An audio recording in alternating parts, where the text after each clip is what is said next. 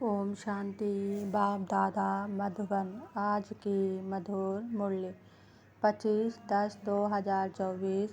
मीठे बच्चे, बाप की एक नज़र मिलने से सारे विश्व के मनुष्य मात निहाल हो जाते हैं।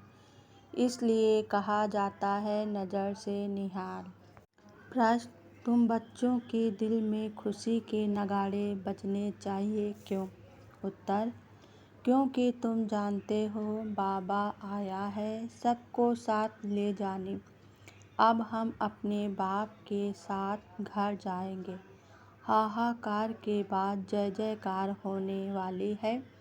बाप की एक नज़र से सारे विश्व को मुक्ति, जीवन मुक्ति का वर्षा मिलने वाला है। सारी विश्व निहाल हो जाएगी। ओम शांति। रूहानी शिव बाबा बैठ अपने रूहानी बच्चों को समझाते हैं। यह तो जानते हो कि तीसरा नेत्र भी होता है। बाप जानते हैं सारी दुनिया की जो भी आत्माएं हैं, सबको मैं वर्षा देने आया हूँ। बाप की दिल में तो वर्षा ही याद होगा। आज की मुरली से मुख्य 10 पॉइंट। पहली पॉइंट, बाप समझाते हैं यह है पुरुषोत्तम संगम युग। तुम जानते हो बाबा आया हुआ है सबको शांति धाम सुख धाम ले जाने। दूसरी पॉइंट, अभी बाबा आया हुआ है, हम स्वर्ग में जाएंगे, जय जयकार हो जाएगी। अभी तो बहुत हाहाकार है, कहाँ अकाल पड़ रहा है, कहाँ लड़ाई चल रही है। तीसरी पॉइंट, मनुष्य में कुछ समझ नहीं आता है। बेसमझ और समझदारों का फर्क देखो। कहाँ समझदार स्वर्ग में राज करते थे, उनको ही सचखंड कहा जाता है। चौथी पॉइंट, जितना जितना जो पुरुषार्थ करेंगे उतना पद पाएंगे। बाप तो पढ़ा रहे हैं। पांचवी पॉइंट, अपने को आत्मा समझो। जीव आत्मा है ना, आत्मा अविनाशी है, जीव विनाशी है। आत्मा एक शरीर छोड़ दूसरा लेती है।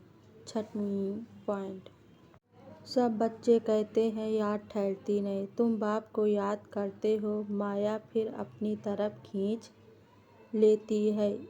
इस पर ही यह खेल बना हुआ है। सातवीं पॉइंट, यह वर्ल्ड का चक्र कैसे रिपीट होता है। सतयुग, त्रेता, द्वापर, कलयुग, फिर संगम युग होता है। गायन है, परंतु संगम युग कब होता यह किसको पता नहीं। आठवीं पॉइंट, तुम बच्चे समझ गए हो 4 युग हैं। यह है लीप युग, इनको मिडगेट कहा जाता है। श्री कृष्ण को भी मिडगेट दिखाते हैं। 9वीं पॉइंट, बाप आते ही हैं सुखधाम शांति धाम में ले जाने। तुम शांति धाम सुख धाम को याद करो तो बाप भी याद आएगा। 10वीं पॉइंट, 5 विकारों से कोई विकार ने हमको सताया तो नहीं। लोभ तो नहीं आया, अपने ऊपर जांच रखनी है। अच्छा, धारणा के लिए मुख्य सार। पहली पॉइंट, योग बल से अथाह सुखों वाली दुनिया स्थापन करनी है। इस दुख की पुरानी दुनिया को भूल जाना है। खुशी रहे कि हम सचखंड के मालिक बन रहे हैं। दूसरी पॉइंट, रोज अपनी जांच करनी है कि सारे दिन में कोई विकार ने सताया तो नहीं, कोई शैतानी काम तो नहीं किया, लोभ के वश तो नहीं हुए। वरदान आज बाबा ने दिया। वरदाता द्वारा सर्वश्रेष्ठ संपत्ति का वरदान प्राप्त करने वाले संपत्तिवान भव।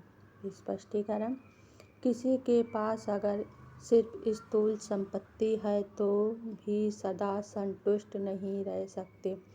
स्थूल संपत्ति के साथ अगर सर्वगुणों की संपत्ति, सर्व शक्तियों की संपत्ति और ज्ञान की श्रेष्ठ संपत्ति नहीं है तो संतुष्टता सदा नहीं रह सकती।